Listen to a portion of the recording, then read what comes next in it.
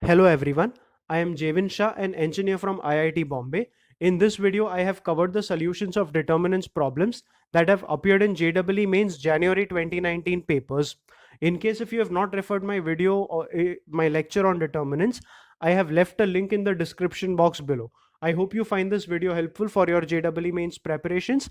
Let us straight away get started with the first sum. The first question says that the system of given linear equations will satisfy which of the following options. So here all you need to do is evaluate d, dx, dy, dz, and as per their values you can predict the right answer. So I have evaluated d over here, dx, dy, and dz. Now say for example, if d becomes equal to 0, if d will be 0, then a square minus 3 will be 0. So the values of a I get are plus and minus root 3. For these values of a, my determinant d will be equal to 0. So when I put a as plus or minus of root 3 in dx and dz, I observe that both of them are not equal to 0. So as per my condition, if d will be equal to 0 and at least one of dx, dy, dz are non-zero, then the given system of equations will be inconsistent. So when a becomes equal to plus minus root 3, d becomes equal to 0 and dx and dz are not equal to 0. So I will say that for these a values, my given system of equations is inconsistent. Now when I say a is plus minus root 3, that means modulus of a will be equal to root 3. So that becomes the right answer for this question. Now this was the standard method for solving this sum. But yes, there is a shorter method also for solving this sum where you need not evaluate or simplify anything. You can just see the equations and predict the answer. Let's check what that shorter method is. I have written on the screen the second and the third equation. The second equation is 2x plus 3y plus 2z equal to 5. And the third given equation is 2x plus 3y plus a square minus 1 into z equal to a plus 1. Now when I construct my determinant d, my second row will be 2, 3, 2 and my third row will be 2, 3 a square minus 1. If I want my determinant d to become equal to 0, then one of the possible cases when this will happen is when my second row and third row will become identical. That is when 2, 3, 2 and 2, 3 a square minus 1 are identical. For this to happen, a square minus 1 should be equal to 2, that is a square should be equal to 3, that is a should be equal to plus minus root 3. So basically when a will be equal to plus or minus of root 3, my second and third row will become identical and my determinant d will become equal to 0. So let's check what happens when a will be equal to plus or minus of root 3. Also let me remind you, if d was equal to 0, either you will have infinite solutions or you will have no solution. So for this value of a, let us check what happens to the equations. I put a equal to plus minus root 3 in the third equation. I get 2x plus 3y plus a square will be 3, 3 minus 1 will be 2. So 2x plus 3y plus 2z will be equal to either root 3 plus 1 or minus of root 3 plus 1. But check the previous equation. It says that the value of 2x plus 3y plus 2z will be equal to 5. Now that is not equal to root 3 plus 1 or minus of root 3 plus 1. So two same equations are giving you different values. That is completely absurd. Now this means that the given system of equations are inconsistent, and they are inconsistent for a value of a being equal to either plus of root 3 or minus of root 3. So basically when modulus of a will become equal to root 3, the given system of equations are going to be inconsistent. So from both the methods, we realize that option B out here will be our right answer. The next question says that if the given system of linear equations is consistent, then which of the given options is correct? For this given system of equations, if you construct the determinant d and evaluate it, you will see that d will be equal to 0. And if d will be equal to 0, there are only two cases. One is infinite solutions and one is no solution. No solutions means the given system of equations is inconsistent, but the question has already said that it is consistent. So we eliminate that possibility and say that the given system of equations has infinite solutions. When I say infinite solutions, dx, dy, dz, all of them will be equal to 0. So you construct the determinant dx, equate it with 0, and when you expand it, you will get the right answer for this question. This will be your standard method for solving the sum. Now there is a shortcut also. All you need to do is whatever GHK values you have, just put it in the given options. Whichever option gets satisfied is your right answer. In this question, option B turns out to be your right answer. I have just substituted the values of GHK in option B and evaluated it for you over here. So when I put G as x minus 4y plus 7z, I get 2 into x minus 4y plus 7z plus h will be 3y minus 5z, and k will be minus 2x plus 5y minus 9z. Just expand the bracket and you will see that all of them add up to be equal to 0. And that is why option B in this sum will be your right answer. The next question says, if the given system of equations has infinitely many solutions, then beta minus alpha will be which of the following values? This is the given system of equations. Now when they say infinitely many solutions, it means that d, dx, dy, dz, all of them will be equal to 0. So I write d equal to 0. I have constructed the determinant d, and when I expand and simplify it, I will get alpha equal to 5. Also dx will be equated with 0. So I have constructed the determinant dx, and in that determinant I am putting alpha equal to 5 also. So when you equate the determinant with 0, expand and simplify it, you will get beta equal to 13. So beta minus alpha will be 13 minus 5, which will be equal to 8, making option D your right answer for this sum. The next question says, let a1, a2, a3 up to a10 be in GP with ai greater than 0 for I equal to 1 to 10. That basically means that all the terms a1 to a10 are forming a GP and they are all positive terms. And let the set S be the set of pairs R comma K such that R comma K belong to natural numbers for which this determinant value will be equal to 0. Then the number of elements in the set S will be which of the given options. So basically in this sum you have to find the possible RK combinations for which the given determinant will be equal to 0. The number of possible RK combinations will be the number of elements in set S, and that will be your answer for this sum. Now this determinant is quite a bulky determinant, so you cannot straight away start simplifying it. What you need to do is first think of some simplification, and then after you get a simplified form, try to expand it. So if you check all the terms in this determinant, they are logarithmic terms. So say for example, I take this term and try to simplify it by results of logarithm. I can simplify it as log a1 power r plus log a2 power k. R and k can come out and I can have r log a1 plus k log a2. Now when I write all the terms in this manner, you will realize that this method is not simplifying your determinant, it is rather complicating it even further. So what we do is we prefer not to use this result and try something else. Something else means we can think of something like row and column transformations. So I will either try to add up rows with each other, or I will try to add up columns with each other, or I can even try subtracting them. So let us say I am going for columns in this sum, and I try to add my column 1, which is this, and column 2, which is this.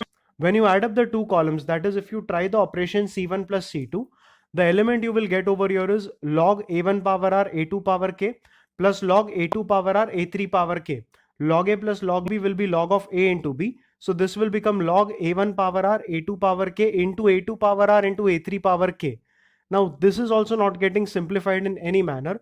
So addition is also not seeming to be a good option. So what we try is subtraction. So again what I will do is I will try subtracting c1 and c2. This was column 1. This was column 2. When you subtract them, the element you will get at this position will be this. Okay, I have gone for c1 minus c2. So element at this position that you will get will be log a1 power r a2 power k minus log a2 power r a3 power k. Log a minus log b will be log of a upon b. So that will give you log of a1 upon a2 the whole power r and a2 upon a3 the whole power k. Now if you remember, the terms a1 to a10 were forming a GP. So if I take a1 equal to a2 will become a into r, where r will be the common ratio. a3 will become ar square, a4 will become ar cube, and so on up to a10 will become ar power 9. So if I have a1 upon a2, a1 upon a2 will be a upon ar, which is 1 upon r, and a2 upon a3 will be ar upon ar square, which is also equal to 1 upon r. So c1 minus c2 seems to be a good option. The only problem was I was having the term inside my logarithm sign as 1 upon r. If you don't want r in the denominator, you want it in the numerator, then instead of c1 minus c2, you can go for c2 minus c1. You will get the same terms with r in the numerator. So when I say c2 minus c1, I mean this column minus this column. So the one of the operations I will definitely be performing is c2 minus c1. Now when I say c2 minus c1, the idea behind it was very clear. With the same idea, I go for c3 minus c1 also. When you go for c3 minus c1, you will get the terms inside the logarithm as some terms in r square. You can get the answer by this method also. but what I have preferred to do is, instead of having the terms in R square in the third column, I would like to have terms in the third column also as the terms in R only. So for that purpose, instead of C3 minus C1, I will try going for C3 minus C2. But I was already transforming C2 by C2 minus C1. It is absolutely okay. I can perform that step later. So the first step I will perform is C3 minus C2, and the second step that I will perform is C2 minus C1. So with all that thought, with all that idea, these are the two final steps that I have predicted or decided for solving this determinant. So when I go for C3 minus C2 and C2 minus C1, the determinant I get is going to look like this. In this determinant, the column C1 will remain the same as whatever they have given in the question. This is what the column C2 will become. And when you see that column C2, all the terms A2 upon A1, A3 upon A2, A5 upon A4, A6 upon A5, A8 upon A7 and A9 upon A8, all of them are going to become equal to R. Similarly, just like you have written your column C2, you can write the column C3 also. Just one correction in the question where I have written column C3. The term over here is log A9 power R, A10 power K. So just like you have written C2, you can write your column C3 also. When you put A2 upon A1, A3 upon A2 and all these terms equal to R, this is what your determinant will finally look like. Now, when your determinant looks like this, you can check your second column and third column. They are exactly identical, which is why the determinant value will anyway be equal to 0. So basically, no matter whatever value of R or K you take, this determinant will be 0 for all possible values of R and K. So there are infinite possible RK values for which this determinant will be equal to 0, which means the set S is going to contain infinitely many elements, making option A your right answer for this sum. The next question says that for this given system of linear equations where ABC are non-zero real numbers and it has more than one solution, then which of the given options are correct? Now, more than one solutions means infinite solutions. So d dx, dy, dz are all going to be equal to 0. So when you say d equal to 0, okay, d equal to 0 wouldn't give you anything. So we take dx equal to 0. Dx equal to 0, expand the determinant, you get the right answer. And that will be option A. And an alternate solution to this would be just substitute ABC in the given options and check which of them is correct. So again, you are going to get option A as the right answer for this question. The next question says, if the given determinant, its value, if it is equal to a plus b plus c into x plus a plus b plus c the whole square, where x is not equal to 0 and a plus b plus c is also not equal to 0, then what will be the value for x? So what you do is you check the given determinant, and they have also given that the value for this determinant is a plus b plus c into something. Now when you check the value, you straight away get an idea that by some kind of row or column operations, you are going to simplify the determinant, and then there will be a plus b plus c coming out from one particular row or one particular column in that determinant. So that becomes my very first aim in this question, that I have to try to bring a plus b plus c either in one of the rows or in one of the columns. So for doing that, check the very first column. The first column is a minus b minus c, 2b and 2c. If I want to bring an a plus b plus c term over here, one possible thing is I have to either add 2b plus 2c in the first element, which can be done by r1 plus r2 plus r3. That is one possibility. The other possibility is I have a minus b minus c. Why don't you simply try to subtract 2a from there? Because a minus b minus c minus 2a will give you minus of a minus b minus c. You can take a minus common, and that gives you minus of a plus b plus c. So how to subtract 2a from the first column? That can be done by c1 minus c2, or you can also go for c1 minus c3. So basically you are getting two possibilities over there. Just the logic by which I tried to opt for c1 minus c2, I can go for c2 minus c3 also. So that is an operation that I will be performing over here. Okay, in the solution, instead of c1 minus c2 and c2 minus c3, I have preferred to go for c3 minus c2 and c2 minus c1. Check the column c3, that is c3, and minus c2 will be this. So you will have 2a minus 2a, which will be 0. You will have 2b minus b minus c minus a. When you subtract the elements, the second element over here that you will get will be a plus b plus c, and the last element will be c minus a minus b minus 2c. that will be minus of a plus b plus c. So it will be minus a minus b minus c. You've pulled out a minus common, giving you minus of a plus b plus c. Similarly, when you go for c2 minus c1, this will be c2, this will be c1. Subtract c2 and c1 and you will get similar terms in the second column. Finally, this is the determinant that you will end up getting after performing c3 minus c2 and c2 minus c1.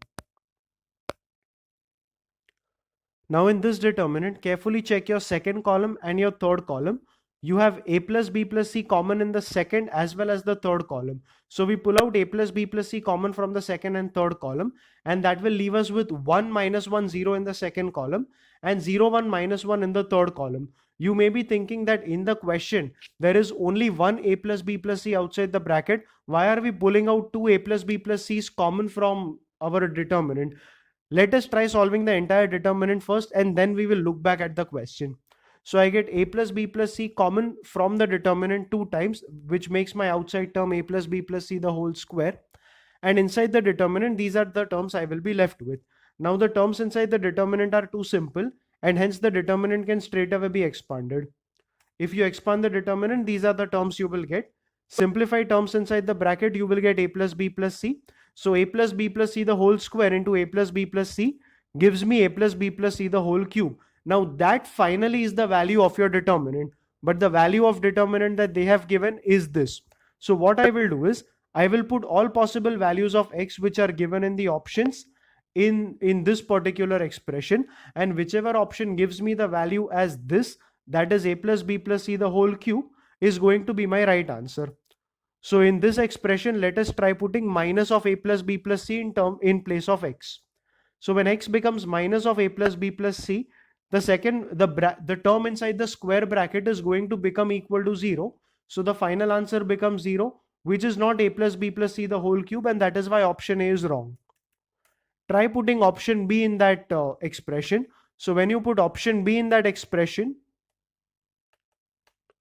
option B is 2 times a plus b plus c. The term inside the square bracket will become 2 into a plus b plus c plus a plus b plus c, which is 3 into a plus b plus c. You need to take a square of it. So that becomes 9 into a plus b plus c the whole square multiplied with the outside a plus b plus c. So you get 9 times a plus b plus c the whole cube, and that is not equal to a plus b plus c the whole cube. So option B is also wrong. Even when you check option C, you realize that straight away when you put x equal to ABC, there is no further simplification happening. So option C is definitely wrong. And now when you put option D in place of x, the term inside the bracket will become minus of a plus b plus c, and the square of it is a plus b plus c the whole square only. That a plus b plus c the whole square into a plus b plus c gives you a plus b plus c the whole cube, which is why option D out here will be your right answer. The next question says that an ordered pair for which the given system of equations has a unique solution will be which of the given options. So when they say there is a unique solution, D will not be equal to 0. So from these equations, the determinant D can be constructed in this way. So the determinant D should not be equal to 0. And when you expand the determinant, the condition you end up getting is this. That is alpha plus beta plus 2 should not be equal to 0, which means alpha plus beta should not be equal to minus 2. Now from the given options, add up all the numbers. So in option A, 1 plus minus 3 is minus 2. So that is not the right answer. In option B also it is minus 2. In option C it is 6, which is not minus 2. And in option D also the addition turns out to be minus 2. So alpha plus beta is not equal to minus 2 only in option C, making it your right answer for this question. The last question in this video says that the set of all possible values of lambda for which this system of equations has a non-trivial solution will be which of the given options. I have written the options at the bottom of the page. So if you check the system of equations, they are not written properly because you cannot have variables on both the sides. So I bring terms from the right on the left hand side and rearrange the equation like this. Now the equation is in a proper format. If you check the right hand side, all the numbers are 0, 0, 0, which means that if you put x equal to 0, y equal to 0 and z equal to 0, it is going to satisfy all the equations, which is why x, y, z all equal to 0 is an obvious, means a trivial solution for this set of equations. But the question says that there is a non-trivial solution also. which means there are more than one possible solutions, and that is why this becomes the case of infinite solutions. So when I say infinite solutions, dx, dy, dz and d, all of them will be equal to 0. Dx, dy, dz equal to 0 will not help me much in this question. So what will help me to solve this question will be the condition d equal to 0. I have constructed the determinant d over here and equated it with 0. When you expand this determinant, expansion of it will give you an expression which is lambda cube minus 3 lambda square plus 3 lambda minus 1 equal to 0. Or you may actually end up getting the negative of this, which will be minus lambda cube plus 3 lambda square minus 3 lambda plus 1. So when you pull out a minus common, then the inner terms in the bracket will be equal to lambda minus 1 the whole cube. So finally I get minus of lambda minus 1 the whole cube equal to 0, which is why lambda will be equal to 1. So I have only one possible value for lambda for which the given system of equations will have a non-trivial solution. Since there is only one possible lambda value, the set of all lambda values becomes a singleton set, making option B my right answer for this sum. I am done with discussing all the questions that I wanted to discuss. So this is where I prefer to end the video. Thank you for watching, and I hope that this video was helpful for your JEE Mains preparations. Thank you.